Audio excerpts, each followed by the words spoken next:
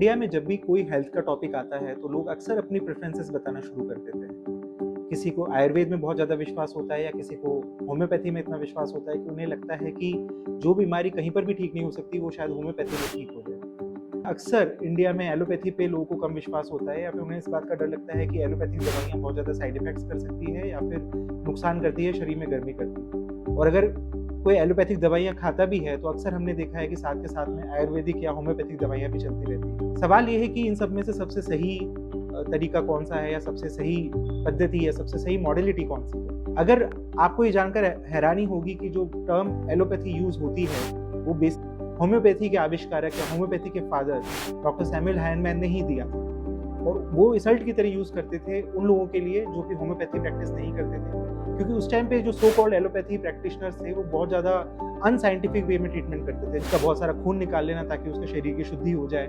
इस तरह की प्रैक्टिसेस उस टाइम पे प्रचलित थी और आजकल जिसे हम लोग एलोपैथी बोलते हैं वो उस एलोपैथी से तो बहुत ज़्यादा डिफरेंट है। आज का एक एमबीबीएस पास आउट डॉक्टर या उसके आगे की पढ़ाई की हुआ डॉक्टर ना तो एलोपैथी प्रैक्टिस करता है, ना होम्योपैथी प्रैक्टिस करता है, ना आयुर्वेदिक मेडिसिन प्रैक्टिस करता है। वो प्रैक्टिस करता है तो मॉडर्न मेडिसिन प्रैक्टिस करता है। हम लोगों की ट्रेनिंग मॉडर्न मेडिसिन प्रैक्टिस करने के लिए हुई है, एविडेंस बेस्ड मेडिसिन प्रैक्टिस करने के लिए हुई है। अगर आप कोई ट्रीटमेंट या कोई दवाई को प्रूव कर सकते हैं कि इफेक्टिव है तो आप उसको यूज़ भी कर सकते हैं। आपको उसके साइड इफेक्ट्स के बारे में, वो बॉडी में जाके करती क्या है, कैसे एक्सक्रीट होती है, कैसे यूज़ होती है बॉडी के अंदर, अगर ये सब आपको पता है तो आप उसको यूज़ कर सकते हैं।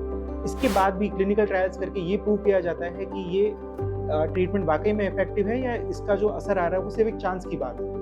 इस प्रोसेस को हम लोग पीयर रिव्यू प्रोसेस बोलते हैं और इसी के बेसिस पे गाइडलाइंस बनती है और सारे डॉक्टर से एक्सपेक्ट किया जाता है कि वो उस गाइडलाइंस को फॉलो करेंगे।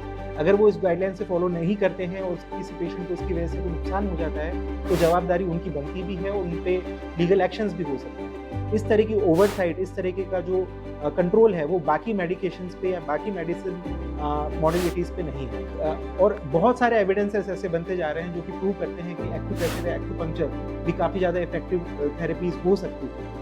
तो मॉडर्न मेडिसिन प्रैक्टिशनर किसी भी तरीके के पूर्वाग्रहों से या बाइस से प्रभावित नहीं होता, बल्कि उसे एविडेंस बेस्ड मेडिसिन प्रैक्टिस करने के लिए प्रोत्साहित किया जाता है। तो बात सही या गलत की नहीं है, बात यह है कि इस कलयुग के अंदर अगर कोई कुछ कह रहा है तो उसका कितना फैक्ट है, उसके पीछे कितने ज़्यादा सबूत हैं, तभी आप उसको यूज़ कर सकते हैं। अदरवाइज़ कोई भी अपनी मन मर्जी से अपने पर्सनल बेनिफिट के लिए कोई भी ट्रीटमेंट लेकर आ सकता है।